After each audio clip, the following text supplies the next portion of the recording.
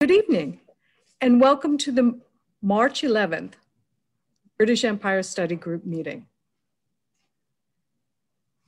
And tonight we have, we're starting a little differently. We are going to have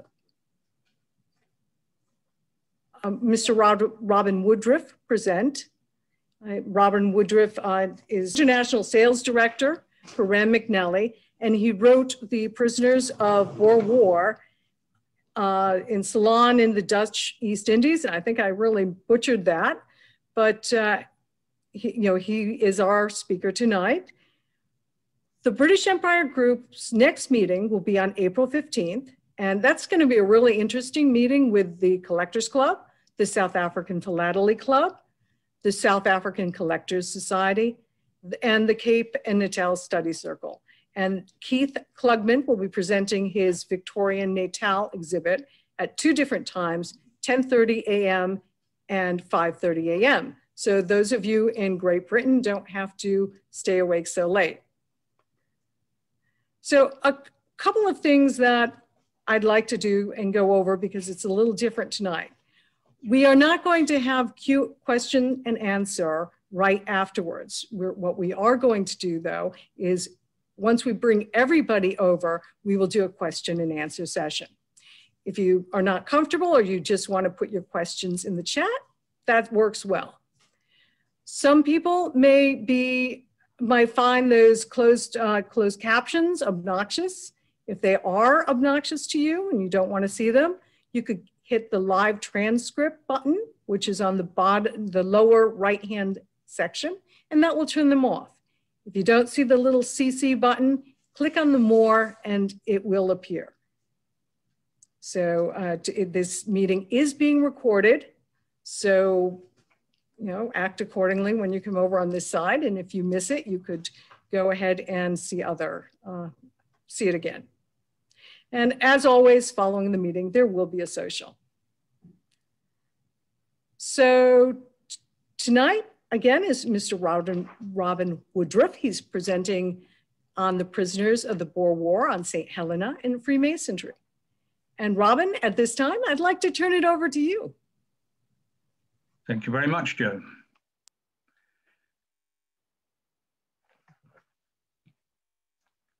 Initially, I was an ambulist, a walking stick collector, and had sticks going back to the 1600s with ivory, porcelain, and gold knobs.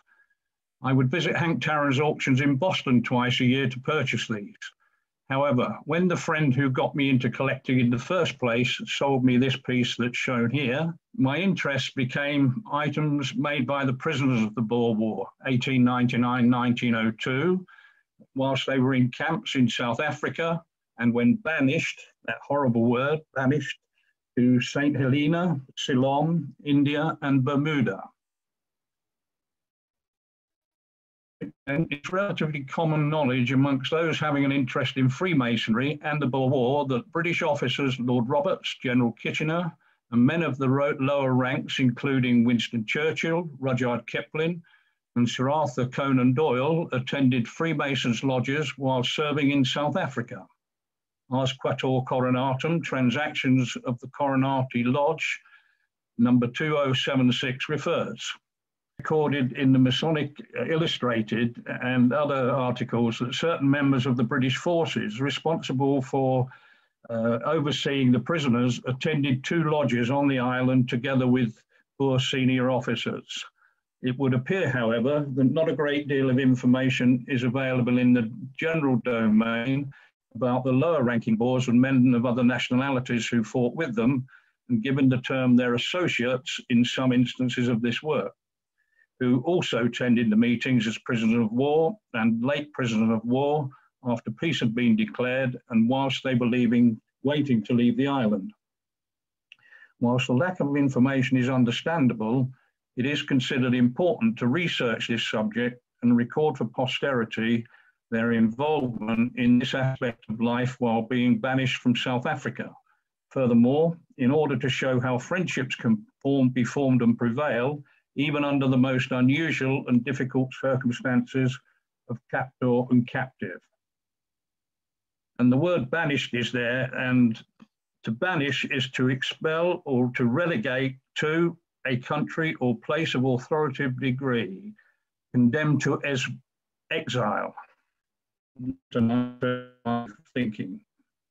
This is the island of St. Helena, and it really is awesome when you're cruising along, as I did in the first twice of going there, on the old RMS St. Helena, and you're traveling along the side of this wonderful piece of rock at 5 o'clock in the morning, and the cliff stands 750 feet above you.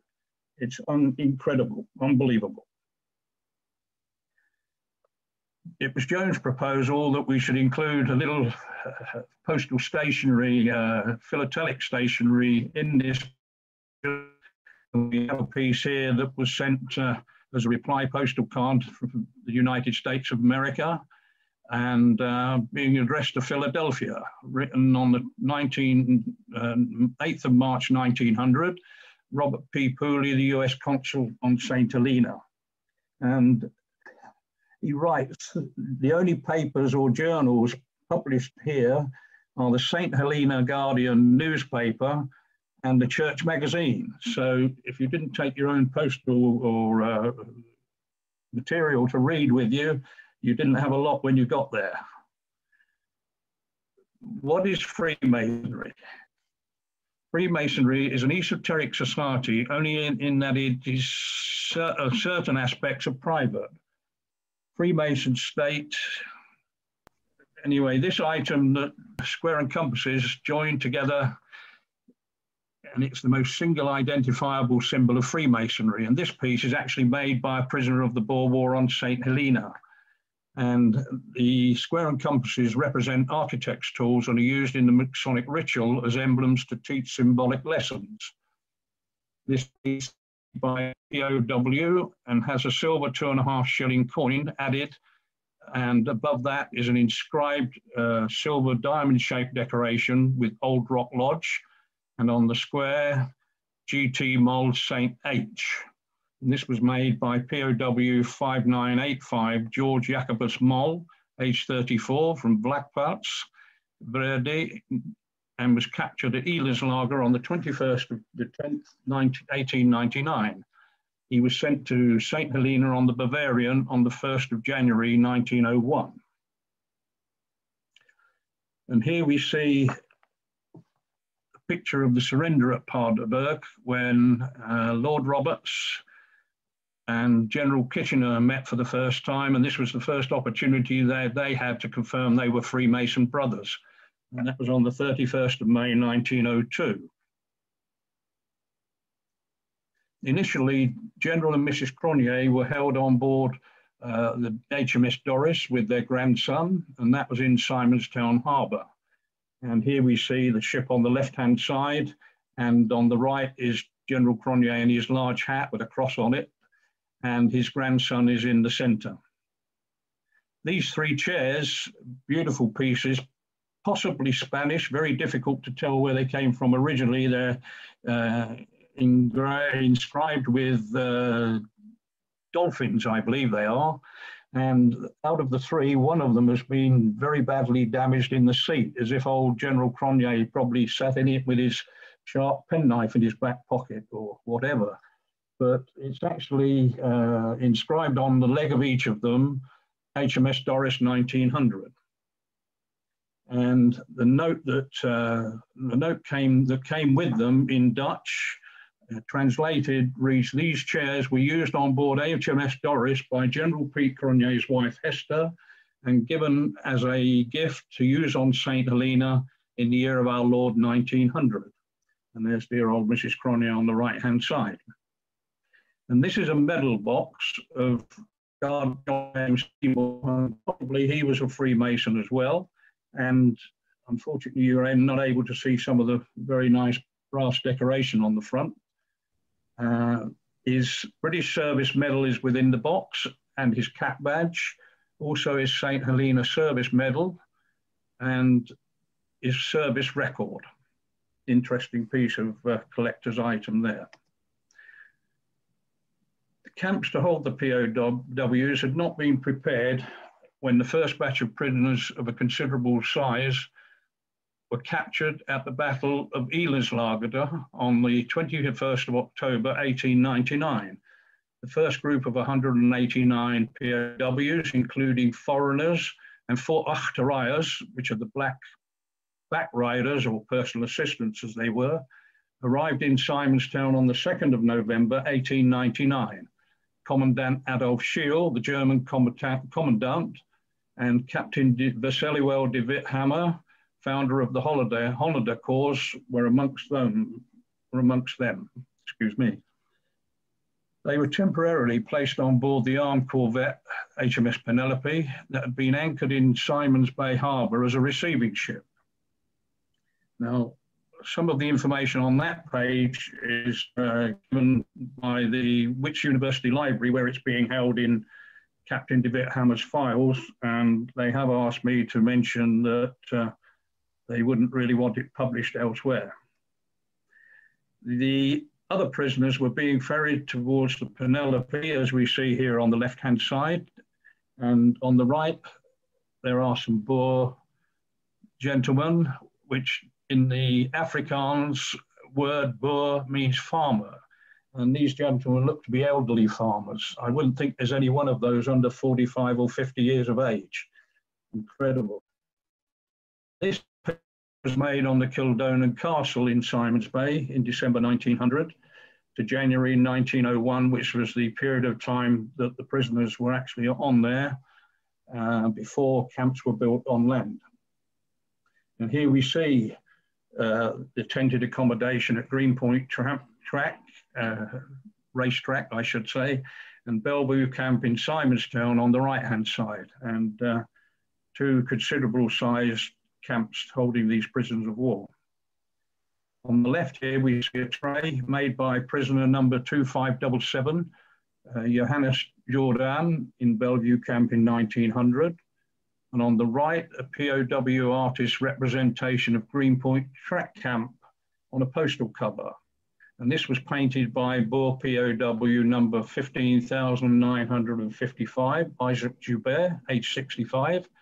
And this is while he was in Greenpoint Camp, and it was mailed on the 17th of July, 1901, bearing a censor mark. And it's quite amazing how they've actually drawn the green point over the top of the camp like an arrow. It's quite an incredible piece. Okay, this is a cover from Hilversum. It's franked with a 25-cent Queen Wilhelmina adhesive and tied by Hilversum CDS dated the 1st of December 1899, and another adjacent. It's addressed to Captain Vryemesselarey de Witthammer, and it goes on to say there, which we've dealt with, and to all other POWs aboard the Penelope near Cape Town. So this was quite an interesting letter. And the censor has actually written on the back, kindly tell your correspondents that the reports of bad treatment are erroneous. Interesting. And here we have a cover to Captain de Witthammer on board the Penelope, GPO Cape Town, 24th of January, and another presentation piece. And the cover is on the left-hand side, as you'll know. But the piece on the right-hand side is beautifully carved and is like a tray with flared edges, inscribed with his name on and the HMS Penelope, but it's actually attached on either end to a horse or 2 horses. And it stands proud of a table, if it was standing on a table with whatever inside it, biscuits, cakes, whatever.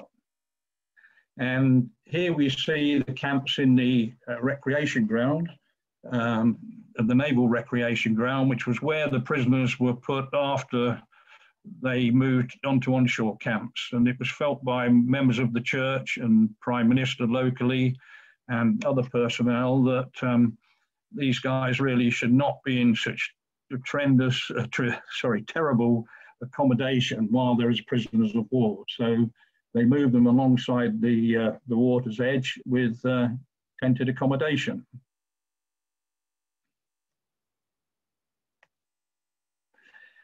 As said, the prisoners were initially held in camps at Greenpoint and Bellevue in Simonstown, but because of the large number of them, it was likelihood of them being freed by others, it was decided to banish them to overseas locations, these being 5,860 to St. Helena, others to Ceylon, India, and Bermuda.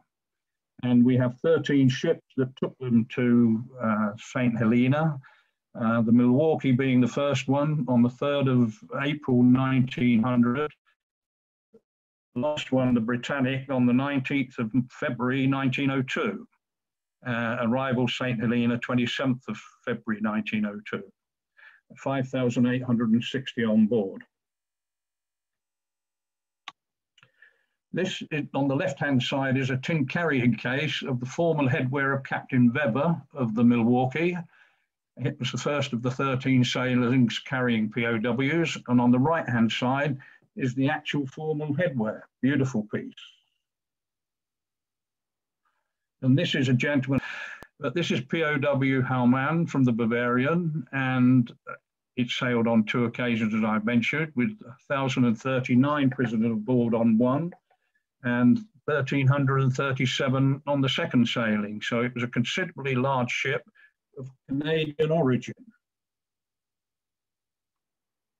And this is the island of St. Helena, and Deadwood Camp is just above where this meeting is being recorded. Across the middle is in front of it.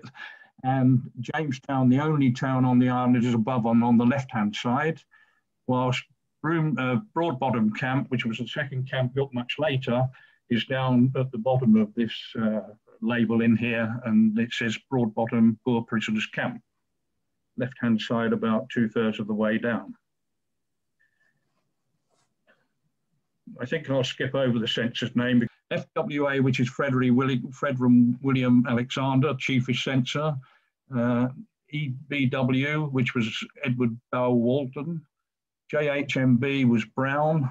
There was a Lieutenant Maul, Charles de Burgh, Captain Marling from one of the regiments, the Oxfordshire Regiment or Berkshire Regiment, I believe, very close to where I live.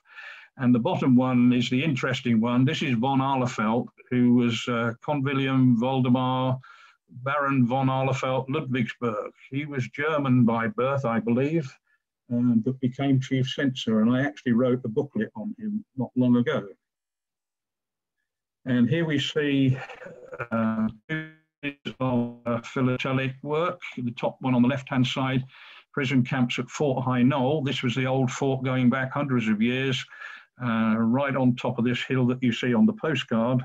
And they put the gentlemen in there that weren't behaving very well. And this was people like Cyril Eloff, President Kruger's grandson.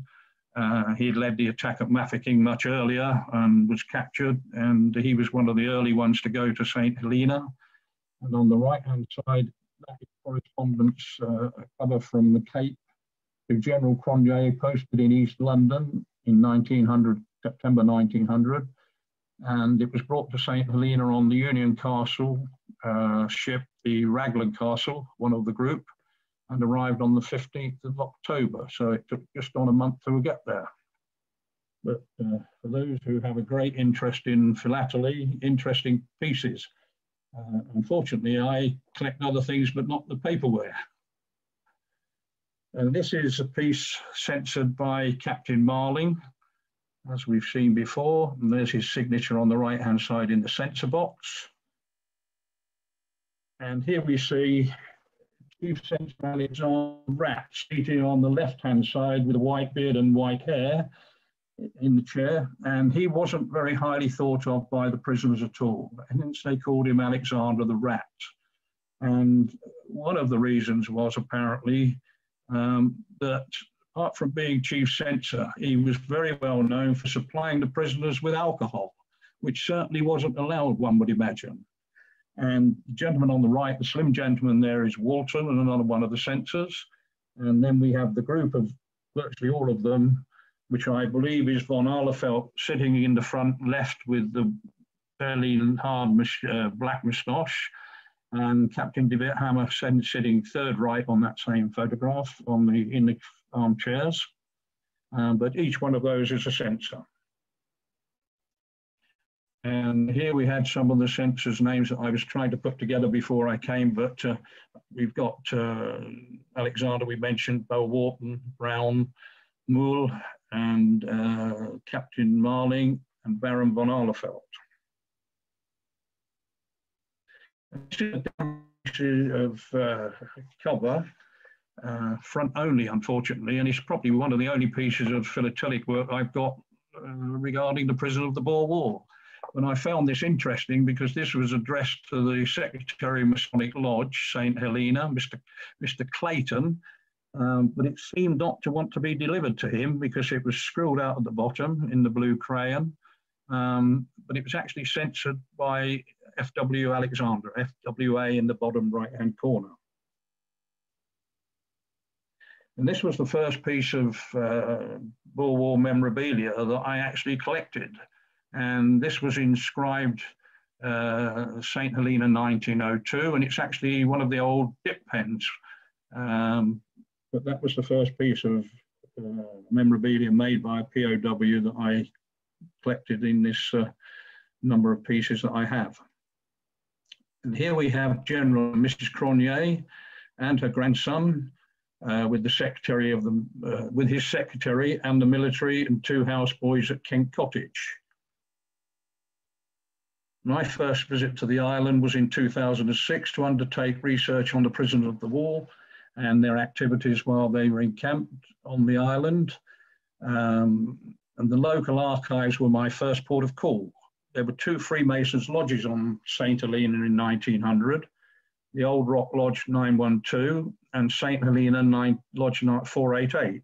Now you'll notice here that I've actually got three lots of detail along the bottom row in various colours, and that's just to help me highlight the important points in these next few messages out of the papers. And here we see the Worshipful Brother Lieutenant Box, who'd just been installed as Worshipful Master, and he's sitting there in the front row, as is A.L. Innes, a gentleman who we shall come across in a few minutes as a photographer, and he's sitting four seats away from the Worshipful Master.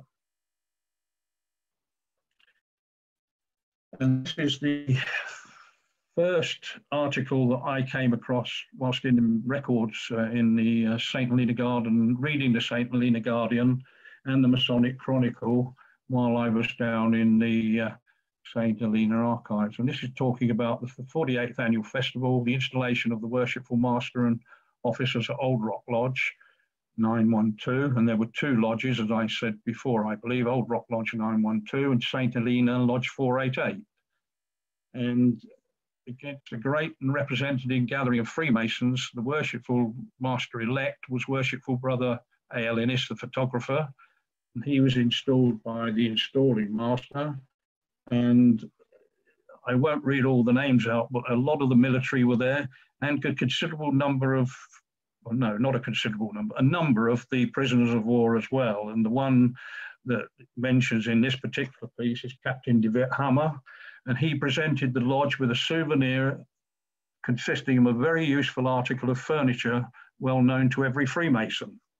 Now, the problem I have with that is that it hasn't been very well looked after over the years since it was made. And what I should have done when I walked into the museum and saw this in the lodge building at St. Helena, I should have taken it away with me and polished it, because it's as dusty as it comes, and it would have done, could have done with a bit of repair. The two hinges on the inside of it really do need replacing. And I would suggest to a friend of mine who does a lot of work in the museum down there that maybe we should get that organised in due course. I don't like to see beautiful pieces of memorabilia not being in good condition. The health of the Worshipful Master was proposed by Worshipful Brother Crate, and after the successful year in office, he was handing over the gavel to Worshipful Brother Innes, who, being an experienced past master, would render the lodge and Freemasonry great service in general, it was considered. And Lieutenant McCulloch, in the with wit and humour, which received roars of laughter. Then the toast was drunk and musical honours, and they were responded to by, or the talk was responded to by Captain de Witt Hammer, for those brethren who before very long would be leaving the island, they thought. And this was very true. Very soon after this, they left. There was a toast to the officers of the lodge, and that was proposed by Brother Craik and responded to by Brother Lieutenant McCulloch, who expressed the hope that the selection was a good one and that the newly invested officers would do their duty to credit the lodge. Lieutenant McCulloch then proposed the health of E.J. Clee, who, whilst an involuntary excursionist to the island, had rendered his service to Old Rock Lodge as inner guard and otherwise during Worshipful Brother Craik's whole term of office. I like this term, involuntary excursionist, quite fun, I thought. But Brother Clee then briefly replied, at the same time taking the opportunity of bidding the worshipful masters and brethren farewell, as he did not think he would be there long enough to attend the next meeting. So he was paying his own fare back to the mainland and leaving the country, leaving St. Helena. Various toasts were intermingled by an excellent enraged musical programme, long proceedings, and Major Horniblow, Jack Stom and Gerritsen, the two prisoners of war. One was on the piano and the other one was on the flute and the cornet. So he was playing both pieces. And they deserved and received a very applause and made an encore. So here we see the three officers. We have General Benvillion on the left. We have Colonel Ad O'Shiel, we have Captain DeWitt Hammer on the left, let me get it right. Colonel Ad O'Shiel in the middle and General Benvillion on the right-hand side. This was a censor who had written to Old Rock Lodge, George Alexander Matthew de Beer, a British subject. He wanted to join the lodge. And that's his letter, nicely written on the left-hand side. And on the right-hand side, thanks to friend Will Vevers, I think this was, and that is a record of those attending the lodge, Old Rock Lodge, in June 1902. And this gentleman, George Alexander Matthew de Beer, was by that time a member of the lodge, so he had achieved his objective.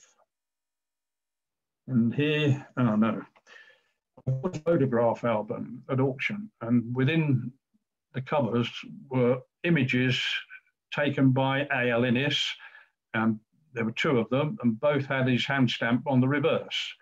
And I decided that I was going to keep one. Obviously, I took the other one up to the curator of Grand Lodge Museum in London, Grand Lodge Museum and Library in Freemasonry in London, I should say, and asked if I could search the records. And since then, I've been a regular visitor and would like to thank Susan Snell and her colleagues for all the effort and time they've given me searching out the prisoners of the Boer War and details. Here behind the white strip is the Worshipful Grand Master, who was Prince Edward of Wales initially, who very shortly afterwards became King Edward VII after Queen Victoria had died on the 22nd of January 1901. And here's a petition to the King dated 14th of February 1901. It's asking really for brotherly love. Can we please go back to our own country? They'd seen enough of St. Helena after being out there for 2 years, obviously, or perhaps only 1 year at that time when this was written. It's a pity I can't read it all to you, but I'm not going to try because it's very faint in certain areas of it, and I don't think I would do it justice. But it's signed by Fred Mygin, Ludorf, and one of the others, which I can't certainly read as well, but a very nice piece of correspondence that was sent to the lodge. And here's the rest of it, which is slightly darker and enables me to read that it was Fred Mygin's, D.S. Arnoldi, Jack Stom and Ludorf who had signed the page on the left, and 24 other Freemasons had signed the right-hand side with their lodges of the various parts of the world they came from, mostly South Africa at that time by the look of it, but certain Dutch ones as well. Interesting piece of history. And this is the lodge, which a couple or three of them were attending. And this large item, and I've got a number of pieces that, if you look at my screen here now, I would say they were a paper knife, because my paper knives are somewhat similar and the same size as that. But when I was in Grand Lodge and saw the piece physically, I was told it was considered by the staff that it wasn't a paper knife or a page turner because of the size, but a poniard, a dagger or a sword that's used in some of the meetings and ceremonies of Freemasons. And here we see the piece where it's been inscribed, beautifully inscribed with the ZAR, South African Republic, coat of arms on the left. And in the centre, it says made by a prisoner of the Boer War, St. Helena, 1901. And on the other side, it's got the square and compasses. It's a lovely piece. And whilst on that first visit, I asked if I could search the record, and it revealed the following, which is Alexander Leonis's information, which again, unfortunately, is covered by this panel. But he was 24 years of age when he decided he was going to go to St. Helena. His membership ceased in England as a Freemason on 30th of December 1893, and the records are marked up, gone to St. Helena. Why he would have wanted to go, I'm not quite sure. Certainly it wasn't as a prisoner. Here we see on the left-hand side, A.L. Innes's photographic supply shop, and on the right-hand side, cover from E. Hennis and Co. in Berlin. I would suggest it's probably an invoice or details of what they wanted to sell to him as a philatelic machines provider, possibly, it says there, I think. But a nice piece. Probably one of the only pieces of cover philatelic material in that respect that I have. I was more for the hardware and the handicraft rather than the philately side of it. Is Master A.L. Innes in the Master's chair, and right in the middle, which again is slightly behind a banner, is his beautiful camera. And how does Robin know it's his camera? Well, because on the right-hand corner, you will see a brass bar underneath the leather patch going across it, and it says A.L. Innes on it. So that's A.L. Innes's camera. And he produced, I believe, it's something like 27 or 30 different postcards. Now, I must have done a little bit of mixing up when I put these two images up, because the one on the left-hand side says a postcard of Napoleon's house, Longwood, to Germany. But the image on the right-hand side is certainly not Longwood House, Napoleon's house at Longwood, rather. It's actually a view of Jamestown from up on the hillside, quite high up in the valley. So apologies for detailing those incorrectly. And this is my contribution of philately. As I say, my interest is more on the side of the items they made in the camps. But this is a wonderful gentleman. This is Maurice Legault, a French artist, and he did some interesting sketches on postal covers. And here we see a cow at the bottom, probably turning its back on the British soldiers, I would think. And this is a Masonic Illustrated article dated October 1900, and that really just records what I read out to you earlier on. And this is Freemasons Hall in Jamestown, a beautifully kept white building, but certainly on a slope going up towards it, as is most things on St. Helena. It's all going uphill, basically. And the walk from where the ships came into harbour up to where the camps were, Deadwood Camp certainly, probably took them about 5 hours. And come off a ship that's taken 10 days, you wouldn't want to be in their position. My second visit to St. Helena was organised with the assistance of Susan and the boys at Grand Lodge. And I was allowed to go into the lodge at St. Helena.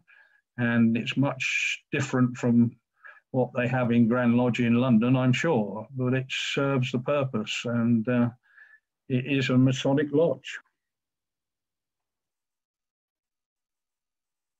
whilst I was in the lodge on St. Helena, I was allowed to have a look through the records, and I came across the minute book for Lodge 488 for the 1900 period whilst the prison were there, and I was allowed to take it back to the property where I was lodging, photographed all the pages where visitors' names were recorded, and then when I got back to the UK, I analysed these and recorded the names of the POWs and the British military attendees. And it's difficult to show it on here, but basically you've got the prisoners' names down the left, the dates of the meetings on the top centre, and the crosses where they were attending. Similarly with the British military here, not quite so many of them, I think, but that really needs to be brought up in a slightly larger, darker image. And here we have, and the family of Alexander will have to excuse me. He was known, according to an article by Dr. Stephen Royal of the School of Geosciences at Queen's University in Belfast, known to Stephen as Alexander the Rat. And that's written in Alice Stopford Green's papers, apparently. And she was another one of these ladies who went out to help the prisoners while they were in South Africa. Opposite number to her was on St. Helena as well. But here we see Alexander second from the right on the front, but he was certainly not very well thought of by the prisoners. Perhaps why he was not well thought of? Well, is the correspondence regulations that they put in front of the prisoners. No prisoner of war may write more than 2 letters a month. Such prisoners who have fathers and brothers of various camps abroad will be permitted to correspond with them once a month. No letter contain more than 200 words, and so it goes on. Basically, all letters addressed to ZAR or OBS will be destroyed as these places no longer exist. Having had a war there, that's probably the main reason. The letters may be posted daily between 10 and 12, but must be handed personally to the staff interpreter who will attend at the office during these hours for the purpose of receiving them. No POW is allowed in the staff interpreter's office for any reason whatsoever. Parcels and packages must be picked up in the presence of the staff interpreter. And with reference to the envelopes retained by the censor's office, the unused stamps will be sold to the POWs and the proceeds given to the Widows and Orphans Fund. Well, that's about the nicest thing there is on that, I think. And here we see again 2 more pieces of philately. First one on the left-hand side is a card from Captain Coot to his mother, written whilst he was in Longwood Camp in May 1902. And I think it actually says, yes, there was a problem with one of his relatives. Sorry to hear about Aunt Ellie. So his mother was writing back to him on St. Helena, telling him he'd lost his aunt, I believe it was. And the one on the second side on the right, another one of Maurice Legault, the Frenchman's pretty pictures. He's actually inscribed this one with a lady in dress of the period. And the address on the same side, of course. Nice piece. Thanks to Wolf Weavers, both of those, I believe. And here we go for a morning cover from South Africa in 1902, from the Orange River Colony, cancelled and censored locally. Recorded label, initials AWP for Lieutenant A.W. Phelps. Is from Germany, Frank with a 2.5 pence paying rate, and the stamp were cancelled by Proud Obliterator type K106 and a Mabbott type CDS type 2, type 3. And unfortunately, the whole of the Jennings family is blotted out here in my site, but I found that 6 of these are Freemasons, I think. 4 of them are Freemasons out of the 10 or 12 that are listed along the bottom. Nice picture of all the boys on the side of a hill in St. Helena. And what it says on the back of the card is a gift to my loving wife, A.M. Brown, to the kin of E.W. Brown, POW, St. Helena Island during 1901, with loving greetings from myself, uncle, 6 cousins and 2 friends. So a lot of people in the photograph. as there are on here. Now, this is an interesting piece because this is a lovely part of the island that they were standing on here, and it's where Napoleon was buried.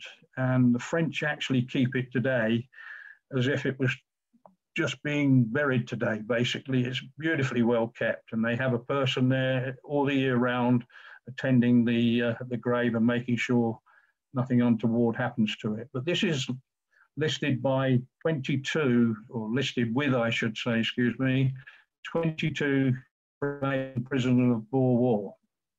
And the next image gives you a list of all their names, all their lodge details, their rank in the lodge, and their residence in the particular town in South Africa. And that again is signed off at the bottom by Jack Storm.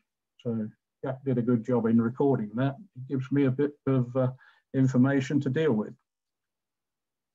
And here's E.J. Klee's analysis of clarification and mortality at the age of, to age, 1891 to 1900. Now, I think E.J. Klee must have worked in a position where he was working with a lot of detail, because the work that's gone into putting this together certainly took him some time to prepare that, I'm sure. But then they had a lot of time on their hands whilst there. And this is a visitor subscription page, or number of visitors to the lodge. And it tells you they're paying anything between 2 and 6 pence and 7 and 6 pence. I won't like to tell you what that is in dollars, but there were something like 18 or 20 of them there that had paid 7 and 6 pence to go into the lodge at a particular time of the year. And they were all, and that was in 11th and 12th of 1900. And they were all military people, I believe. And this is a cover that's censored at Broadbottom Camp.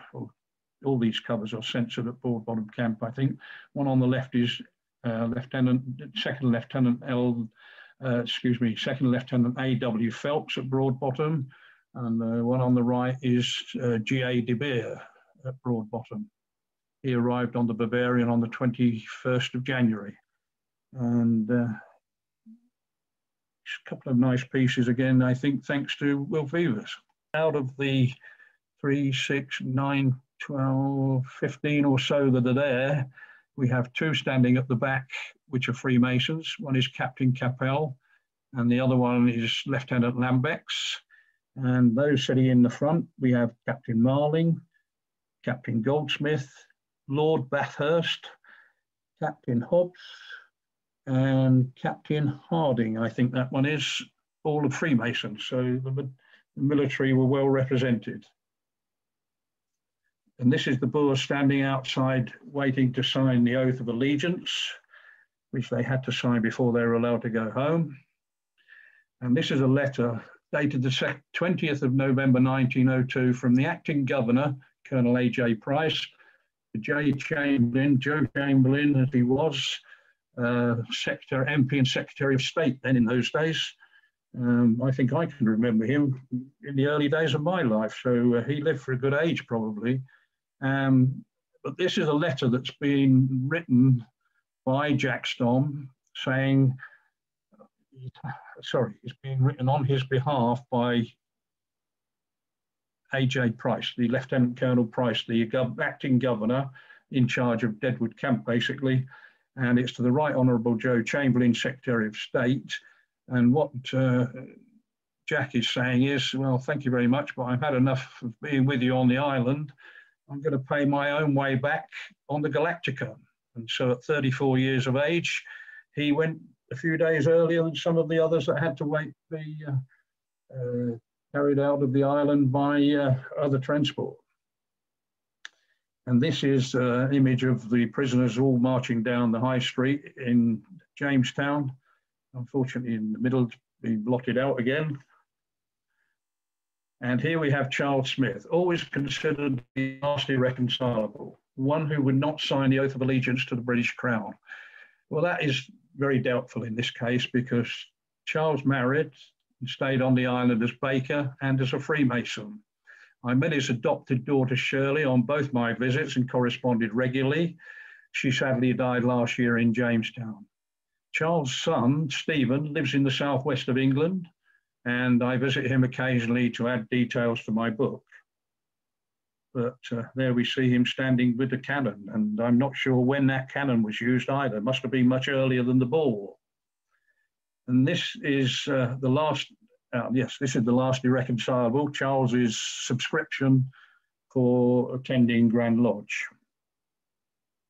Sorry, Grand Lodge certificate for him to attend. And here we see 12 years later, he was Worshipful Master, which I find very interesting.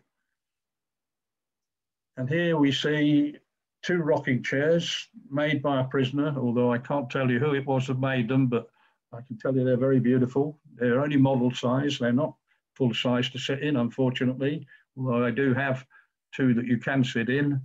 One belonged to the late dear Kenneth, Ken Griffith, who was a big collector. And when he died, his son gladly sold me the chair. But these are model ones, and they were made for Charles Bohr Smith, obviously. And here we just see again a couple more pieces of postal history in Broadbottom Camp. There's a Colombo transit date stamp and on arrival in Diatalawa. So that one was sent to Ceylon, where I visited a few times and wrote a book about them last year in Ceylon. And the other one is Broadbottom Camp, again, from Holsten in Germany. And that's got a CDS AP 1501, arrival date stamp of 17th of May, 1901. And this is an image of the industrial exhibition, a section contributed by the Boer prisoners of war. And they had once a year in St. Helena, an industrial exhibition that the ladies would take their pastries and cakes and whatever. And like we used to have the old garden shows when I was a young lad in England. And amongst this, if I can bring the screen up. What have I done wrong? There we are. Here we see a whole range of work made by the prisoner of war for the industrial exhibition. And you've got guitars, you've got boxes, you've got egg cups, just about anything you can think of. Chairs, smaller chairs, not armchairs. And again, this piece is blocking it out there. But these are the tools that I was told they were used. When I went into the St. Helena Museum, I was told these were the tools that were used by the prisoners for carving this handicraft work. I doubt very much whether they would have come up with some wonderful pieces of this.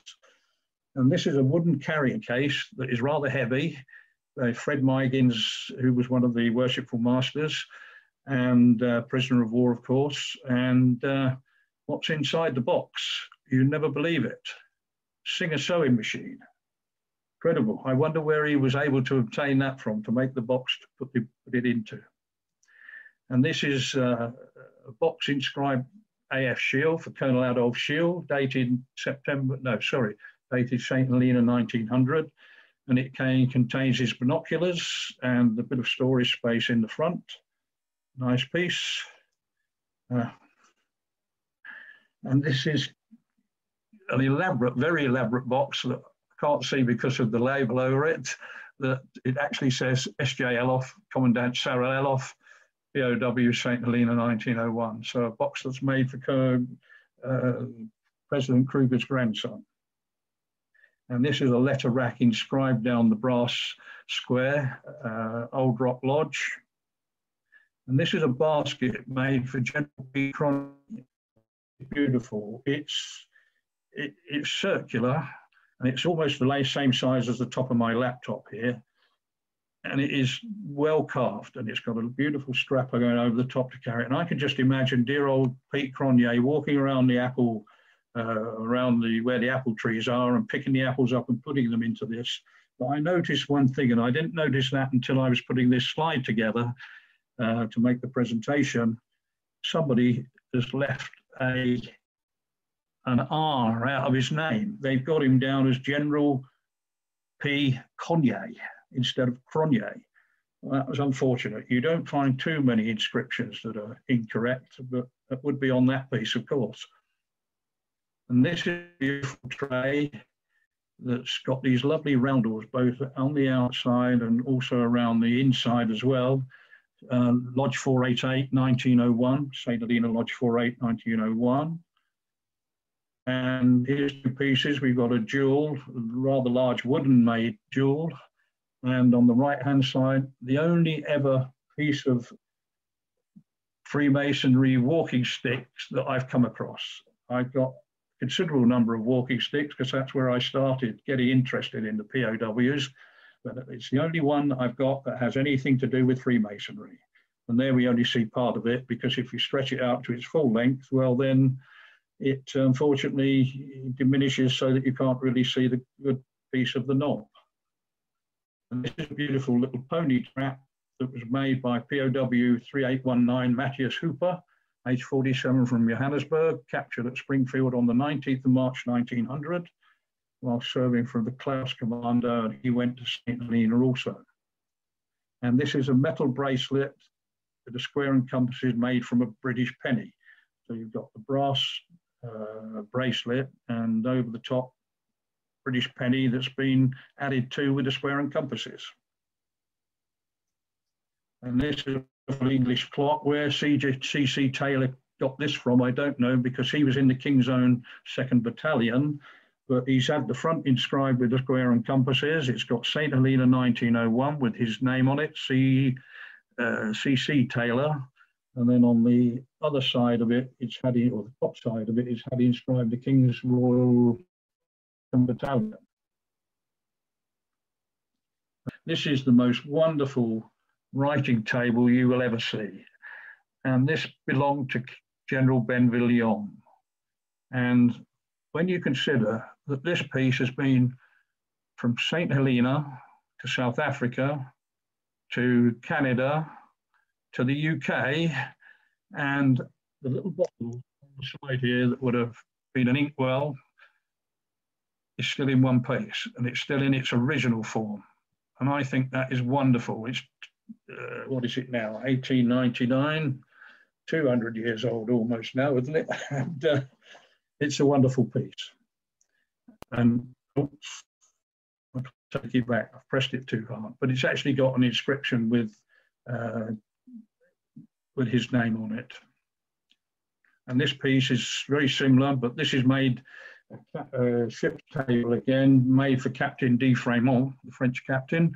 And it wasn't until I was doing a preparation here again the other night that there's like an inscription going around here, dot punched inscription. And when I looked at it again, it appears to be the outline and the shape of St. Helena Island. It goes all the way around amongst the square and compasses. Quite an interesting piece. And this piece is even more interesting because this has got the name of all the senior officers: Captain de Witt Hammer, General Benvillion, Adolf Shield, and one more. And in the center is actually made by the prisoners and presented by the senior officers to Lieutenant Colonel Paget, the gentleman in charge of them all on the island. Wonderful pieces. So Old Rock Lodge was in 1912 under very unusual circumstances, and I'm afraid you're going to have to wait until I finish my book and get it published, because I believe I've found a location of these reasons and why it was closed under unusual circumstances. But I just need to confirm the details. So hopefully in due course, we shall know what happened to Old Rock Lodge. And this is a beautiful dip pen and inkstand, again made by a prisoner, B.J. Frey. And the lid folds down, and you have this piece on the right then with the inkwell, the stand for the pen, and the panel for you to lay the paper on and write. There's a model Mauser made by Z.A. Heffer, again from Weppener, and while he was on St. Helena, and he was a Freemason again, as you'll see by the square and compasses on the side of this. I had to put it upside down because if you turn it up the right way, his name's upside down, which I can't work out why he did that. This is the most beautiful trowel. This is the most beautiful wooden trowel, and that's virtually life size. So it is a wonderful piece of, but that was made in Ceylon by a prisoner in Ceylon, and unfortunately he didn't put his name on it. This is a piece that's sitting in front of me here in live, which is a beautifully made collection bowl. It's only a matter of about a hand's width across, but it's inscribed St. George 200. That's the number 200, and the date of 1901. That's most likely a Bermuda piece. And this is a coffin, and it's obviously an image to identify with emblems of mortality. And this was made by F. Brink in 1901, and it's actually got his name in pen and ink on the bottom image there. So we know who made it. And this is a silver Canadian coin that's been on the end of a watch chain or a lady's bracelet or necklace. And again, it's got the square and compasses engraved over the top of what was the king's head, I should think, or the other side of it. And this is a very nice sewing basket made by flax, not Masonic, but certainly beautiful workmanship. That's why I wanted to show you these last two pieces. And these also, but it's not ivory, this is beef bone, boiled beef bone made into napkin rings and candlestick holders, and even a notepad on the right-hand side. And the last piece, I think this one is, and this is a beautiful chessboard that I bought at auction, sold it to a friend in South Africa. Whenever I went to see him, he wasn't using it, so I bought it back off him, and it's now sitting in my home. And it's all images of St. Helena, beautiful. And this is from the air as you see it now when you fly into the island, which I haven't yet done, but I would suggest it's probably the best way to go now, and it's a wonderful experience to go down there. It's just I don't do this very often because I have a big bill to work out when I get back home, and I'm lucky to be alive, to be honest. I did this last week. So thank you all very, very much for listening to me. I'm glad I was here to present this to you, and I will try and not turn my cards over too regularly. Thank you all very much. I hope you enjoyed it, and my book is progressing very slowly. Thank you all indeed. Are you there, Joan? Joan's gone. I am here. Thank you. That was really, really interesting, Robin. What time did I? And what we're going to do is we are going to bring people over, and they could ask their questions, and we'll just do that. So right now we did have a couple questions. So first of all, let's. How was your cover damaged? That's the first question. You have to go to the previous. The one that the cover that you own, Robin. Sorry, Joe. The cover that you owned, how was that damaged? The car? No, the cover, the one piece of philately that you owned. Oh, how is it damaged? Well, yeah, how was it damaged? How was it damaged? I don't know. I got hold of it like that, but it's the only piece that I can actually say that's from a Freemason. But it's just the front. Somebody's obviously taken it out and cut the back piece off of it, the back half of it off it, which is sad, really, because it would have made a nice piece.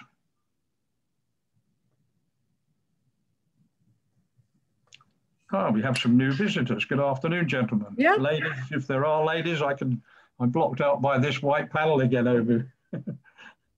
But now's a good time to try to figure out how to get rid of that, but because you're the only one who saw that. Sorry? You're the only one who saw that white message. So someone said, try hitting. Oh, now I can move it, Joe. Now I can move it, Joe, which is what we should have done at the beginning. If it was over there, I could have read all my words for exactly as I've got them on the slides. If it's where it is in the middle, you can't get half the text up. That's the problem. But anyway, I think we achieved our objective. It was very kind of you to invite me. I can't believe those prisoners of war carved that handicraft. It's like so amazing. Well, what you have to remember, Joan, is you're talking about, what, 1899, 1902. Well, they probably, 100 years before that, they had to make their own furniture. They'd all gone from Holland and various other places to South Africa to set up in the farming industry. And they went with very little. They had to make their own furniture and whatever. And this is, I believe, where a lot of this carving emanates from. But the workmanship is fantastic. I wish I could show you this piece I've got in my hand here. You can't see it. Ah, yes, you can. Through that little eye. I didn't look into that eye very often, Joan. I apologize.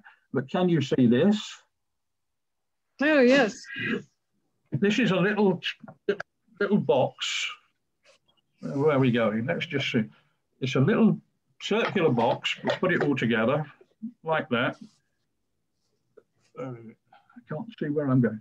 Little circular box, two brass pennies either side as the handles and a brass knob, and it's inscribed St. George number 200.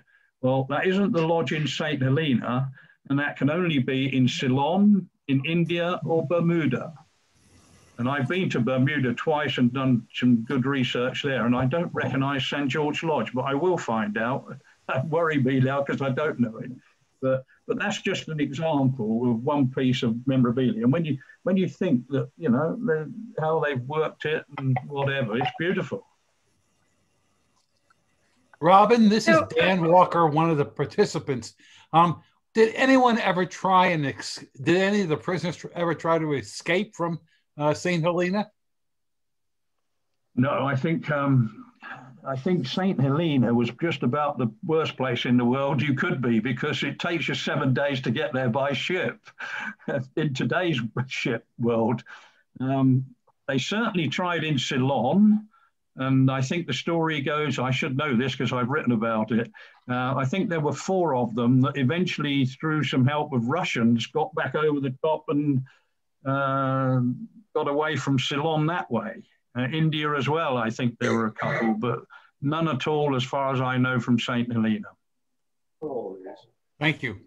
It's a nice little island to visit, but I loved going out. I went twice by the Royal Mail delivery boat, and it's virtually 7 to 10 days to get out there, and you get good food on the ship, and they take good care of you. You go and play cricket on the deck and whatever.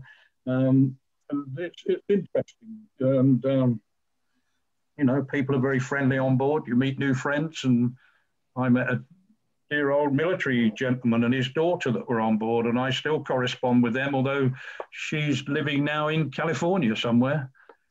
Yeah, interesting.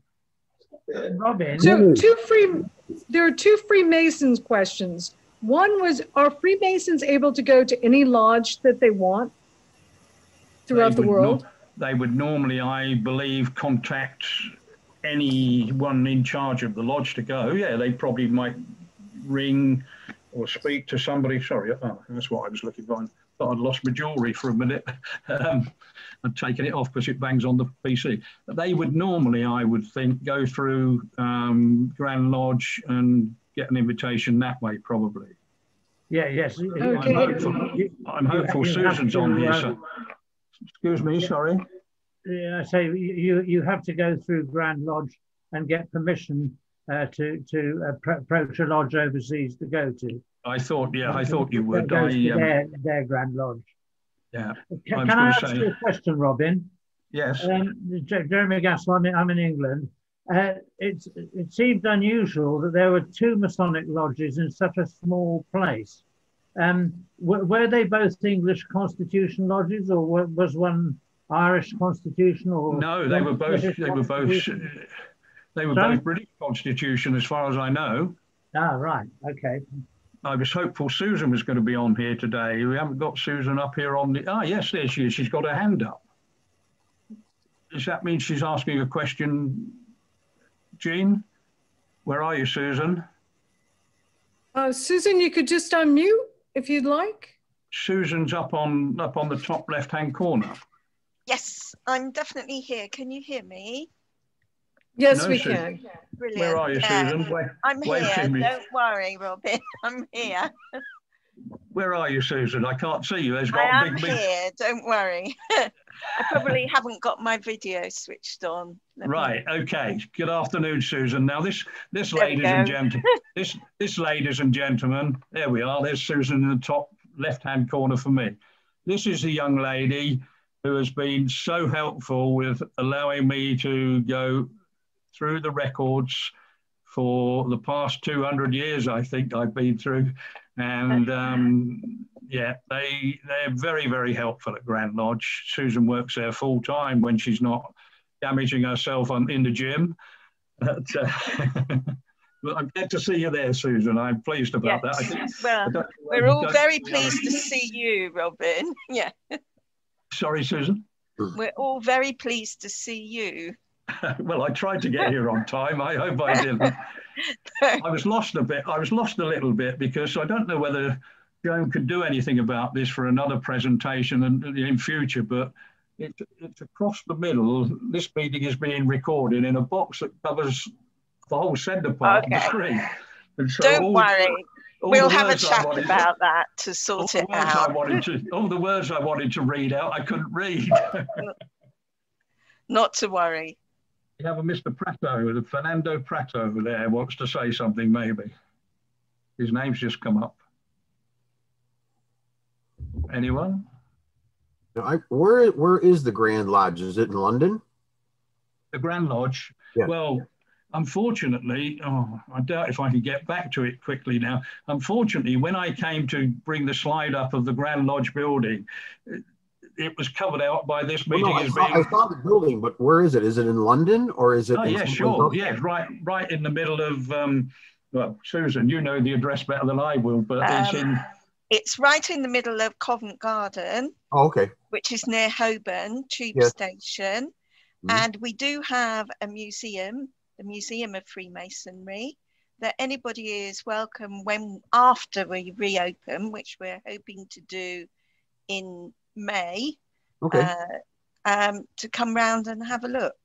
Well, I'm coming over for the if COVID goes and they reschedule the World Philatelic Show, I'll be over for that, and I'll add this to my list. My wife and I will come and visit.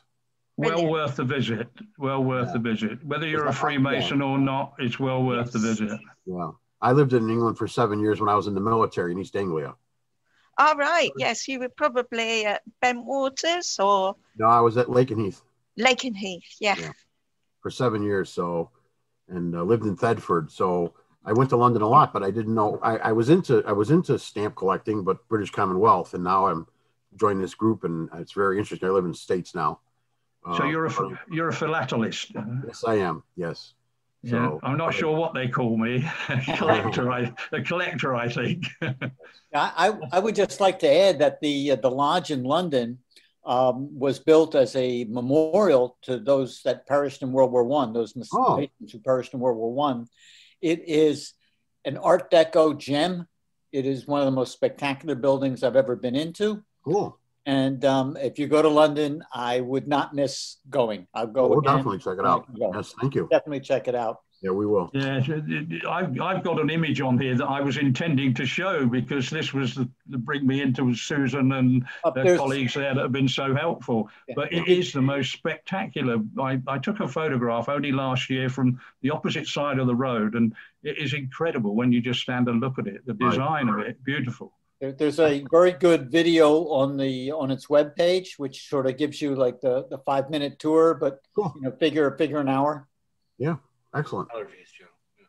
I had a question about full disclosure, Robin is a member of a philatelic group.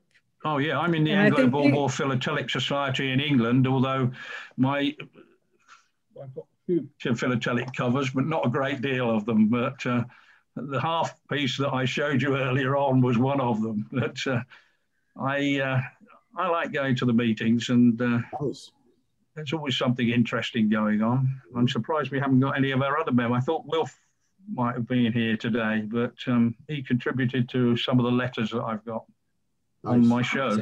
Yes, I am here. So Robin, are you there, Wilf? Yes, I'm here.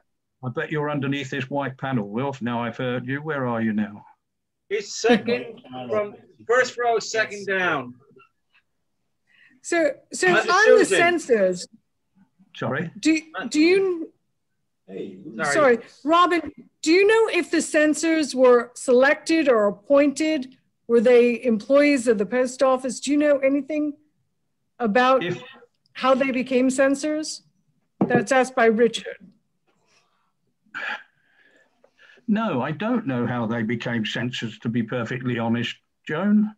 You know, I wrote this booklet about von Ahlefeldt, but can't find that at the moment. I'm surrounded by paperwork. Robin, would you like me to come in on that one? Certainly. Let's hear you. Right. You will find that a number of the censors were appointed in the Cape, and they came up as the translators on the vessels. Alexander came up on the Milwaukee with the first prisoners, and other censors subsequently came up on other vessels. The 2 or 3 of the censors were actually military people who were appointed because a number of the censors from South Africa were not that fluent in Old German in particular, which some of the forces personnel were. And so you get a number of forces personnel, particularly from the 4th Gloucesters, who acted for various periods as temporary censors. That's you, Wilf, is it? And I can't see you. You're blocked out. I've got your name up here, but I haven't got you on the screen. That's correct, Robin. Right. I was going to say, Wilf, Captain Marling, of course, is the one I know from the Gloucesters, and he was a censor down there, wasn't he? That's right. I mean, Phelps, who was also a Freemason, he was with the 2nd Gloucesters. Yeah, my apologies for not adding that into my talk, because you'd mentioned it to me only yesterday. What was Bermuda like in 1899 to 1902? The only time I've heard Bermuda was where hedge fund managers gather to play golf and confer. So I can't imagine it being a place to exile anybody. Sorry, what, St. Helena not to exile anyone to? I think the... No, I mean, for Bermuda, you know, it's like Bermuda. There's a place to play. They used to do an annual conference for hedge fund managers where they would have play golf there, and I'm like, why would you exile someone to Bermuda? Well, because it was an island and it was off the shore of America. It wasn't anywhere that anybody was going to get away from easily. So they said, at least. But then there were 4 in, I think it was in Ceylon, and somebody will correct me, I'm sure. There were 4 in Ceylon, or maybe it was in India, one or the other, that got away by a Russian ship and got back to South Africa. So, you know, there were 1 or 2 that got away, but not many. I don't think there was anybody that completely got away from St. Helena. And they tried, but they were usually so far, you know, it takes 10 days on a ship today to get there. So what it would be like in 1900, it probably took 3 weeks. Yeah. Hi, this is Jed Zates in the upper left there, at least in my computer, I'm in the upper left. And I'm actually on this lecture because of Bermuda, because I saw the Boer War, what they carved in Bermuda. And the difference seems to be that they made a lot of stuff for tourists. So in answer to the previous gentleman's question, there must have been tourism in Bermuda around 1900. And I'm sure, Robin, you're aware of it, but there's spectacular stuff in Bermuda carved by the Boer War prisoners. But a lot of it are to be sold to tourists, and they made money, I think. A lot of it was shipped to the United States. Oh, really? I think so, yes. A lot of it went to the States, out of Bermuda. Yeah. Yeah. But, so they got paid for their work? The prisoners got paid for their work? No, they would get the money they sold it for, though. Okay. Yeah, and Captain de Withammer particularly was organising all that through his Freemason brothers in Holland. They were taking ammunition boxes, which are as big as the top of my desk here, and filling them up with these artifacts and sending them off to Holland to his Freemason brothers, and he would then get them sold off, and the money went back to the Women and Children's Fund, and no doubt some of it found its way back to the prisoners as well. But it's fascinating when it's when you see the pieces of workmanship, incredible. Yeah. Robin, the island appears to be very, very remote. So I'm wondering, where did all this beautiful wood come from? Excuse me, sorry, I didn't get. Where did the wood come from? Where did the wood come from? Where did the wood come from? Well, Longwood was well named at one time, but I think when the prison had been down there for a while, there was no more wood there. Because you go down there today and Longwood is the title of the place, but the trees were all cut down and used, I guess. Yeah, amazing. So it's a fascinating period of history, I find. I did a book last year, Prisoner of Boer War in Ceylon and the Dutch East Indies, and there were 4 of them got away on a Russian ship from Ceylon. Yeah, that's another part of the world, but there's something fascinates me more than anything about St. Helena. I'm not sure what it is, maybe because I've been twice. But yeah, I have a big interest in the bits and pieces that they made. Wonderful collection, really. Robin, there was one prisoner, in fact, who did get away from St. Helena. He was a chap called Ricciardi, who was he was Italian, but a member of the Scandinavian Commando. And he met up with some Spanish sailors down at Napoleon's tomb and arranged to swim out to their training ship, which was the Nautilus, which was anchored out in the bay. And because it was a Spanish naval training ship, it wasn't a vessel which the British forces would probably have gone on to check. And as a result, he escaped from St. Helena and ultimately went to the United States. But as far as I'm aware, he was the only one that ever got away completely. Well, I'd like to come and talk to you about that at some time, Wilf, because I haven't certainly got that in anything that I've written. I'd like to record that. We have a question from someone in the bottom corner. In the bottom corner? Go on. Is that me, Ronnie Winchester from Australia? Nice part of the world. I haven't been for a couple of years. I've got good friends down in Portland. There are no Boer prisoners held here. No, I was there 2 years. I was there 2 years ago when you had these awful fires. Oh my word! Yeah, dreadful. I have a question. Many years ago, I had an advanced collection of Orange River Colony, and now long gone. And during the collecting period, some 50 years ago, I bought an item at a Robson Low sale, which came from Sri Lanka, from Ceylon, which consists of an inkwell with the coat of arms of the Transvaal carved on the lid, miniature pen, miniature pencil, miniature notebook, all contained in a cigarette tin with Queen Victoria's head on it. I want to get rid of it. Where do I get rid of it? You did get rid of it? No, not yet. No, I'm saying where I'm going to say, I can tell you where you could get rid of it. I'd probably buy it off you. Oh, well, I think I looked, there's not a selling section, but I can get in touch with you. I've got an email or something like that, and you can take it from there. I'm always interested. Just send us, if you send us an email, we'll forward it on to Robin if you don't have his email directly. It's funny, by the way. I'll do that. I'll send it on to you, and you can deal with it from there. Yeah, I'd be interested to see what you got there. That's okay. I collect more of the. Sorry, Robin. What was the red car you flipped? I tell you what, I'm glad it was made in Germany, was it? Or was it France? No, it was Japan. It was a Honda Civic, souped up one actually. They're quite a sporty little job, and I cannot tell you how I managed to drive it off the road, because I drive down that road almost every day of the week from Waddesdon down to Quainton where I live, and to try and down the back road. And I must have been doing two things at once that afternoon, and put my foot on the accelerator without knowing it, and I went up over the curb and up over the hedge. And if there had been a tree, I wouldn't have been here today, that's for sure. Sounds a bit like Tiger Woods.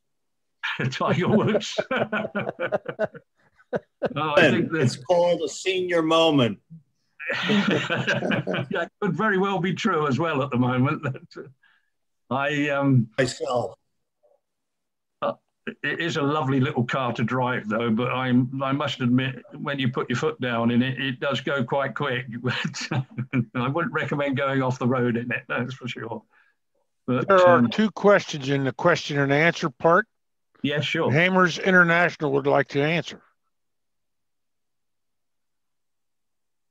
Go ahead. In the question and answer section? Yes. Okay, Lodges, both York. How was the cover damaged?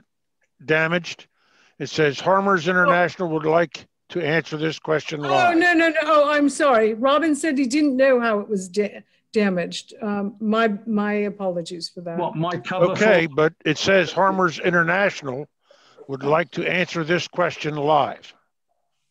Okay, So I it seems that apologize. somebody has an answer. Hammers. No, I am Hammers International, and I assure you, I wasn't alive when the cover was damaged, so I can't tell you what happened. Okay. Did not know you were Hammers International. Sorry. That's all right. This is Harbour with a name like that, Joan, isn't it? Yeah. So I hope I didn't bore anybody too much today. Excellent. Oh, absolutely not. How many of the exiles? The limit of time. I was a bit worried about the timing, but I kept getting this note in the middle to tell me that. Well, it blocks it out a little bit. That was the only thing I found a bit unfortunate, because it was blocking the text out. You mentioned one exile who stayed on St. Helens. How many other exiles ended up not going home because they found, decided not to go home? The ones that didn't go home, from St. Helena or from where? Sorry. Elsewhere. St. Helena, maybe somebody like life in life in Ceylon, or just decided to grow tea or something like that. In St. Helena, there was really only dear old Boer Smith, and his relatives still live on St. Helena. Mm-hmm. I don't know, there were 4 got away on a Russian ship out of Ceylon, but I'm not sure what happened to them, although I wrote about some last year. I'm trying to think of, well, that was again a woman in Australia is a relative of one of the ones that got away from Bermuda. But like I was just thinking, there's opportunity. Exile can also be an opportunity. It's like you're in Ceylon and there's a lot. There's things going on there. Maybe you meet somebody in Ceylon, and well, now you're on a tea plantation in Ceylon and decide not to go back to South Africa. Sorry, what was that? You owned a tea plantation in Ceylon, but no. Yeah, it's like you met somebody and now you're on a tea plantation in Ceylon and you're not going back to South Africa because you like it there. Well, yeah, it probably did. Yeah, certainly. Stuart, if you recall the mortality table that was presented, most of the people who stayed in St. Helena are buried there. These were family men. Many of them were older men. They only wanted to go home. And when you isolate people like that, okay, they bond together. They bonded with their Masonic brothers, but in their hearts, I'm certain they only wanted to go home. Mm-hmm. So they were like they had families back home, because sometimes prisoners of war are single men, and like when they're prisoners of war, World War II, but some of them stayed back home. Not the case in this war. This was a war that was fought by a relatively small number of Boer farmers. These were people rooted to the land against what was then the mightiest army in the world.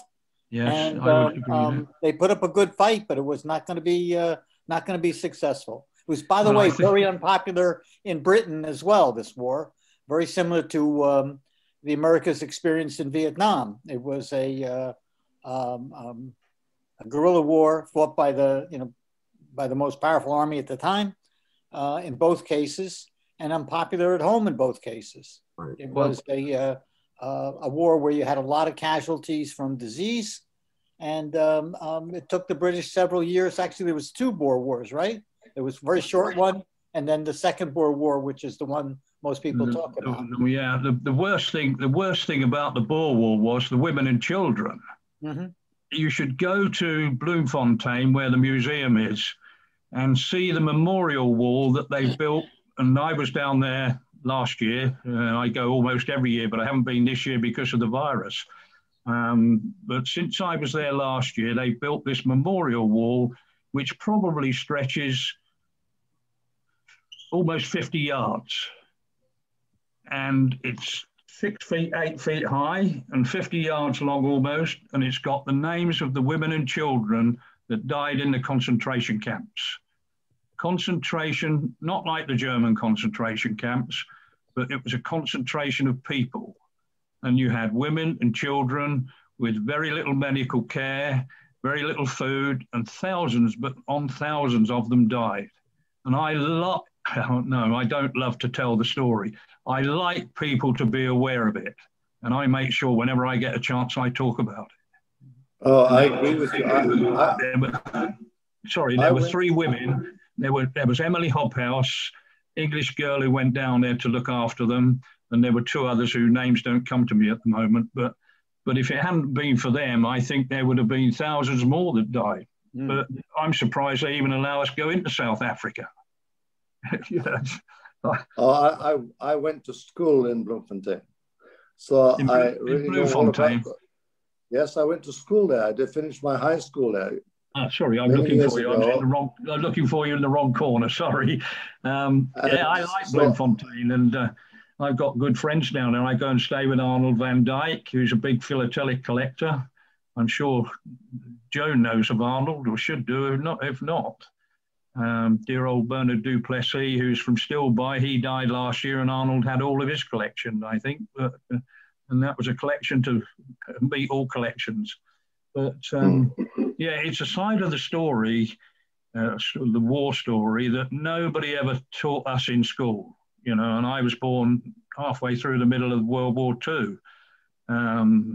But what went on in the Boer War and previous to World War I and World War II doesn't bear thinking about. It's incredible how we treated people and, whatever. It was a disgrace. It was a disgrace. It was the worst of war crimes. Sorry? These concentration camps for the women and children were the worst of humanity, and they were war crimes of the worst sort. Yeah, I would agree with that. The only saving issue, if you will, is that in the First World War, the British also had civilian concentration camps in India and civilian internment camps there. And they were much better cared for and treated with a lot more dignity. So the casualty rates and the mortality rates were exceptionally low. So I think the British learned from a horrific experience, and but that's war. It's sometimes very, very brutal. There's no good things in war, in my opinion. You don't get very much come out of it that's worth knowing, I think. So it's been an interesting period of time. I haven't given a long presentation like this for a while. I hope we haven't bored too many people. No, I think it's an amazing presentation, Robin, and you had beautiful things to show us and interesting philatelic things to show us. And I hope everybody had as good a time as I did. And I look forward to seeing everyone at the April presentation on a subject of South Africa as well. Joan, do you have the title in your head? I forget the exact title. Victorian Natal, and that's with Keith Klugman. And that is also with all the several South African study groups are going in on this, because it's Keith Klugman has a very amazing philatelic collection. Sorry, Robin. It's all those little paper things that you chided me about. I have an interest in a certain aspect of the philatelic things, but I've never collected them. My interest has been in the items they made in the camps, basically. I just like the exchange between your knowledge. Did anybody see this one, or can you see it now? Yeah. Well, we saw it on the screen. The bowl. You saw the bowl. I didn't think I'd showed you this, but it's a square and compass with old Kruger's. Why they put a Kruger coin in it, I'm not sure, because that's might have been made for a South African lodge. But that's a nice, interesting piece. You know, the metal work that's done on it is amazing, really, and all of this is it's like chipped out in diagonal form. Incredible. The time they must have spent, and they had a lot of it, I guess. Beautiful pieces. Yeah. Yeah, I just like the way that it came alive when you know the censor's name that we collect as philatelists, and you actually knew the story of them and the story of the lodge. I think that really puts it puts philately in a different context when you actually see the person who wrote the letter and hear a little bit about their history. I think that was, you know, for me, that was fabulous. Well, there's a lot of people in the Anglo-Boer War Philatelic Society that know a lot more about philately than I do, but I haven't got a great deal of it, but I've got one or two small pieces, but not a lot of philately. I like the woodwork and handicraft. And I guess that may be because I was an apprentice bookbinder originally, and achieved an ambition last year or the year before what I wanted to do since I was 16, and that was go to Antarctica. Because when I was 16, we were producing The Crossing of Antarctica by Fuchs and Hillary in the factory I worked in as an apprentice bookbinder. And I took a copy out the factory, took it up to the London College of Printing and took it all apart, sewed it back together again and bound it in blue leather with a white inlay of Antarctica on the front. And I'd always wanted to go, and I achieved it after 70 odd years, or 68 years, I think it was, to be perfectly correct. But I made it, and then I went to Antarctica, and then went to the Arctic the following year. So I've got I'm parts. But no, I was very fortunate. I was sales director for a couple of companies and international sales director selling to the airlines. So for me, whenever there was an airline, there was an opportunity, and I went to see most of them. And thankfully, I've been to 135 different countries. So you've been to the North Pole and the South Pole? Yes, I went to the Arctic last year and Antarctica 2 years before that. Interesting, yeah. What does walrus taste like? I never tried it. I like to see them alive. I think the penguins were beautiful. I fell in love with penguins. They go along like this, and they're trying to get up the rock, and they slip back, and then they go again, and eventually they make it, you know. Yeah. Well, are there any more questions for Robin? Well, I think because it's pretty late there. It's after midnight. Warn everybody out. Well, you told me I got to stay awake till 3 in the morning, didn't you? Oh, it's only 2. No, it's not. It's only 1. You haven't got to 1 o'clock yet, Jean. I kept telling you to take a nap this afternoon, so if I'd have got to sleep at 2 o'clock in the afternoon, I probably wouldn't have been here tonight. Well, may I say to the study group, thank you very much from Australia for organizing the meeting at such a civilized time. It's now 11:30 in the morning, and it's time for tea and cake. Ah, good idea. Which part of Australia? Sorry, which part of Australia are you from? Just outside Melbourne. We're on holiday down on the lakes for a few days. Lovely, lovely part of the world. I always fly into Melbourne and then I drive down to Portland, Victoria. That's right. That's beautiful. It is a beautiful part of the world indeed.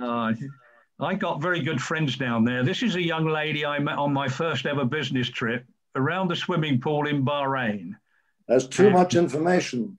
No, there's nothing like that at all in it. There were two girls, one of whom was English, and Christina, the Australian girl, and I sat around the swimming pool and had a drink with them. And in the bar, we walked into the bar afterwards, and there were two guys starting to scrap in the bar. And to get to the bar, you had to go down this long corridor through the kitchen area, and there were plates and cups and saucers piled up on these aluminium cabinet sort of thing. And we were out in the bar having a quiet drink, and these guys started to scrap, and they went along the kitchen bar and knocked everything flying. There were cups and saucers all over the place. And I kept in touch with Christina and used to correspond, and she'd have dinner with me when she came over to England. And eventually I got down to Australia after she was married and got the first child, I think. Claire, blimey. Claire wouldn't want me to tell you that because she's now had her first or second one in the last 2 years.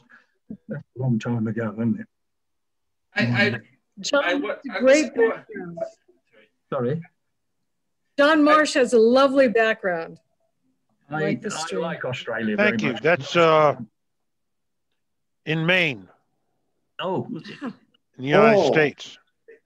And right now it is 7:45 in the evening. Okay. And is that you, John, with that image, yes, with the beautiful fir trees? Yes, that's up in Acadia National Park in Maine. Oh, right. That's in Maine. I don't think I've been to Maine. But I've seen quite a lot of the world. It's been pretty interesting. Can't say I've ever been bored. I heard I listened to, it was a presentation, like a one-act play, a woman who she worked in Antarctica over the winter. The pay is very high. They give you a lot of ice cream. They give you a color code to test your urine against to make sure you're getting enough water, because dehydration is a real risk. And they have to do a real strong psychological test before you do, because it's easy to go insane 6 months in the winter. I don't recall having too much ice cream when I was in Antarctica. I think it was like for the people staying there for 6 months. They try and keep you as happy as possible, but it's very lonely. I can recommend the trip though. I went with an Australian company on board their ship. I'm trying to think of the name of it at the moment. My old brain doesn't work all the time these days. But yeah, it was nice. It wasn't a large ship. It was, a smaller vessel, but it was 40 or 50 people on board. It was fun. We all got on extremely well together and ate and drank well and walked around in the cold, and we were well dressed for it. They gave you a nice underclothes and over jacket, and yeah, enjoyable. I think for the workers, they fly you in, and then the next flight is 6 months away. It's 6 months from then. So it's like you're kind of stuck there. It's like an oil rig. Now, speaking of oil rigs, I think we should let Robin get some sleep. And Susan, I'm wide awake. That's the trouble. I think Susan must be pretty well tired as well. I've got to say good night to everybody. I've got to go take care of some things. It was wonderful seeing everyone. See you guys. Hope to see everybody in April for the next talk. Robin, thank you for a marvelous presentation. Thank you, Robin. Much appreciated, and I'd give it again anytime for anybody, anywhere. I thoroughly enjoy doing it. And thank you to the chair lady. Thank you to the chair lady who conducted the meeting so well. Yes, Joe. Robert Gray, my co-chairman, deserves equal credit. Joan does most of the work, most of it, like 99%. So I give my applause to Joan and my applause to Robin. Thank you very much for all of you. Thank you very much for coming. I'll tell you what, this is something that I've never used before, Zoom. I think it's amazing. You know, I could have done, well, no, if I'd have had this 20 years ago, I probably wouldn't have seen half the world that I have seen. So, but again, it's nice to be able to nick with people very easy. You know, it's wonderful. Yes, it is a great tool, especially in the year of COVID. Yes. Thank you, everybody, for coming. Okay, Thank you, Robin, from Norway. All right. Good night. All the very best. Bye. Good night, Robin. Bye. Thank you very much, ladies and gentlemen. Susan, I'll be in touch. Yeah, thank you, Robin. Thank you very much. Did you have an enjoyable time? You seem like you enjoyed yourself, except for that little button we couldn't get to move, but. Sorry, was that directed to who? Yeah, I asked you if you had a nice time. I think you look like you were having a nice time. Me? Yeah, I had a wonderful time. Good.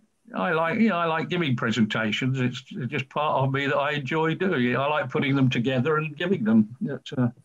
I used to go down to South Africa once a year to see if I could find any memorabilia down there, and I would always give a presentation to a group of about 20 people. There'd always be 20 or 30 turn up, and it was always enjoyable to give it. Well, we had like over 150, right, Joan? I think the number was like 170. It went up to 170 initially, and then 150 on today. Yeah, 170 was the high number. Wow. Total. So it's pretty good from people from all over the world. That's what's so amazing. And did they stick with it? Most did, yeah. Really? I didn't bore too many people then. I'm pleased about that. Well, they can see it on the website and on the YouTube. And Joan, I guess you can send Robin a link to that afterwards so you can share it with some friends as well. Terrific. Definitely. And Robin, you'll see what we were talking about. What you were seeing on your screen was not what we were seeing. So we didn't see that box. Everything came through quite clear. Oh, right. Okay. I had that box coming across the middle there, and it kept wiping out my text matter, and I lost half the story then. But, I don't know why that was then, because we don't have it now. So it must be something to do with when you're giving a presentation. No, there's a way of removing it. Yeah. Again? There's a way of removing it. You have to use your mouse or your keypad and then click continue, and then it goes away. Where do you find continue on here? Well, when that bar came up and it said it's recording, on the lower right portion of it, it says continue, and then you just use your pad or your mouse, whatever you're using, and you click, and that gets rid of it. I didn't see that. There we are. We learn. Okay. Yeah, we'll do another one in due course. Yeah, Zoom is a great tool and lots of things to learn with it, but it's great. Anyway, once again, I'll say good night to everybody and hope to see you soon. Bye-bye. Thank you very much. Good night, Robert. Goodbye, everybody. Good night, Joan. I'll see you, Joan. Sometime you're still there, Joan. Yeah, I'm still here. I'm the hostess. I always wait till everyone leaves. I don't like kicking people off unless they're, I'll get dressed. But you go ahead, go to sleep. No, I don't feel like going to sleep. I'm a night person. Well, I'm going for breakfast. I was going to say I'll make sure I haven't left anything behind, but then I didn't bring anything because I'm at home. This is what you've got to get used to. You're in your own home. Thank you, Robin. Watched a football match before I came here, Joe. Thank you, Robin, for a very interesting and diverse, may I say, presentation. Thank you very much indeed, Mike. Thank you. Thank you very much, and everybody else that's been here. Thank you. Well, come on back. The event, and Robert's gone now. But I have a couple of photocopies that, or rather, a couple of Indian items that he might be interested in seeing for his records, his files, that I'll send him within the next few days. Oh, terrific. Couple of what, Mike, did you say? A couple of what items? Indian. Made in India? No, Nothing to do with St. Helena, nothing to do with POWs, nothing to do with wood carving, nothing to do with basically your presentation. This is totally philatelic. Divorced from anything today. No, I didn't get. What are they? Postcards? No. Pardon? What are the items? Envelopes of postal history that Robert researches, collects, and is very, very knowledgeable about. Right. I've got a few bits and pieces of postal history, but not a great deal. That's not. I belong to the Anglo-Boer War Philatelic Society. We meet. Well, we haven't met this year very much because of COVID, but we usually meet once or every 2 or 3 months, and then we have the AGM, which is usually held in the Midlands somewhere. They've usually got me organising the hotel for that and whatever. So, but that's always a good meeting. The annual general meeting. It's just a bit far for me. Sorry? It's just a bit far for me. And where are you? I'm in Thailand. In Thailand? Boy. Pardon? Where did you say you were? In Thailand. Thailand? Yes. Phuket? No, I'm not in Phuket. My ex-managing director and his wife live on Phuket. I love that little island. I love that little island. And I usually go down and stay with them for 2 weeks once a year. But of course, I haven't been this year and last year either, almost. But, I love Thai food. That's probably my favourite food. Yeah, I love it. I used to go to see Thai International, and the guys there down on the way into the city. They've got a big new office there on the way down, haven't they, in Bangkok. Yeah. I don't know. I'm in the outback. Sorry, Gulf of Thailand. In the north. No, the Gulf. The Gulf of Thailand, further down on the south coast. Yeah. Yes. So. And you've been out there a while. Pardon? Been out there a while, mate. Yes. 16 years. Oh, right. Yeah, no, I used to go once or twice a year to see Thai International when I was trying to sell them print. Yeah. But we used to do all the tickets, the bag tags and the airway bills for them. And then a lot of it got done locally. And these days, a lot of it's died out, isn't it? You know, all electronic these days. You book your ticket on the phone and you don't see a piece of paper at all. And there's no aeroplanes anyway. No, not at the moment, that's for sure. Right. But they're nice bunch of people. I got on very well with the Thais. Yeah. Kung Chor Weng Prakwatiwis. He was a guy I used to deal with down there. Yeah, lovely guy. Yeah, but... Well, are you going to let me feed my husband? You're going to let me go to bed? I have to sign off. I have to sign off so I can feed Keith. Just hit your delete button. Kill us all. Thank you, everybody. Thank you very much. That's just so rude. You know, I hate when people do that to me, when there's you're talking and then the host just says beep. You know, you're like, oh. But anyway. Okay. Well, so now, Mike, you're a dealer. Are you a dealer? Yes. Are you a stamp dealer? I thought so, because we were just getting our auction catalog together, and I thought I saw your list. And we opted not to mail it to Thailand because we didn't think it would get there. Why not? Well, because the auctions would be April 17th, and the last catalog we mailed to Thailand took like 2 months to get there. Now you have to write the right address on it, Joe. Well, yeah, that's one thing. Mail throughout the world is severely delayed. Oh, at the moment, yeah, sure. With COVID, that's for certain. But, and certainly, mail is actually being held because there's so few flights and there's more important things to go on airplanes than mail pieces of paper, i.e. letters, catalogues, etc., etc. So all postal authorities are holding back mail.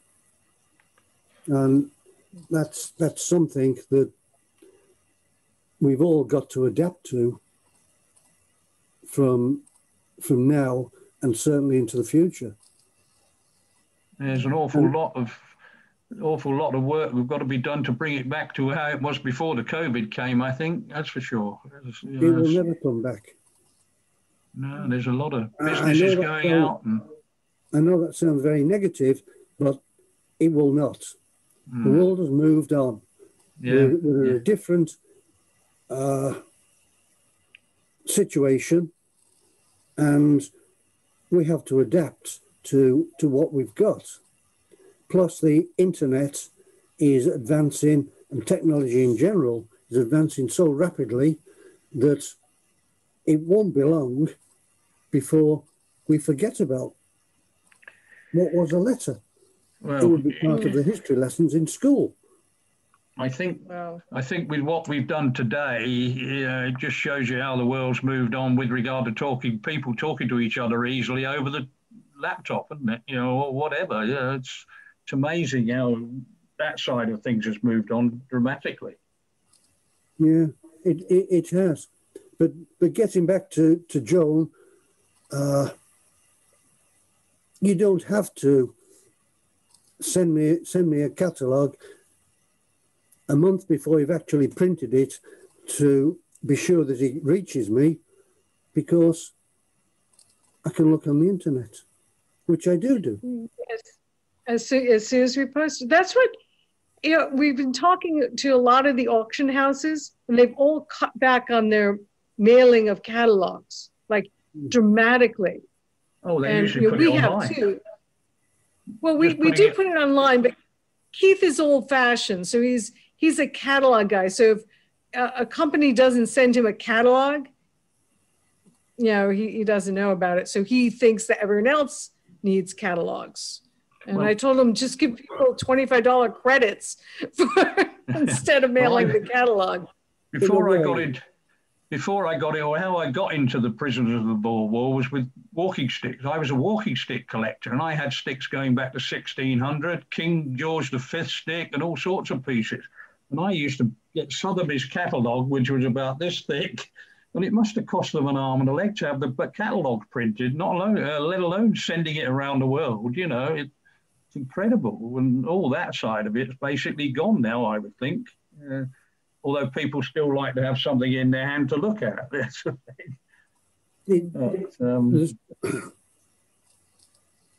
But certainly the world has changed with technology, that's for sure.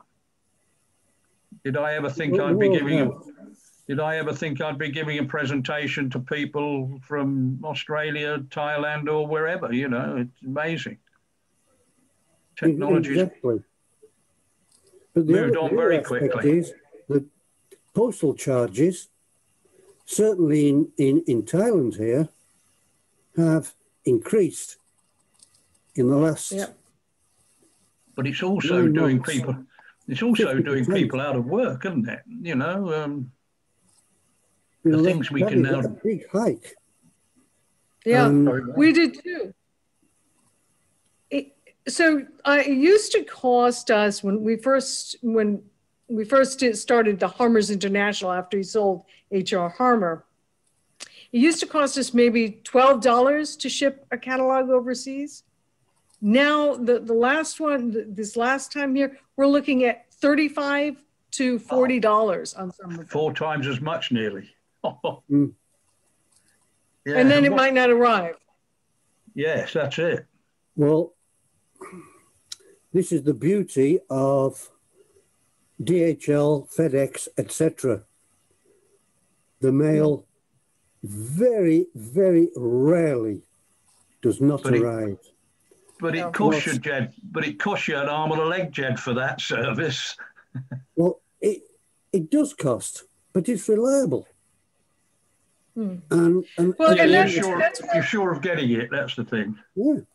That's like purchases. We'll only send purchases via Federal Express, or like a registered mail. We will not send just U.S. mail or no signature, because you just need to be able to track it and keep it insured, regardless of whether it's a couple $1,000 lot or $100 lot. It just, when you bid on something, you expect to get it, irrespective of the price.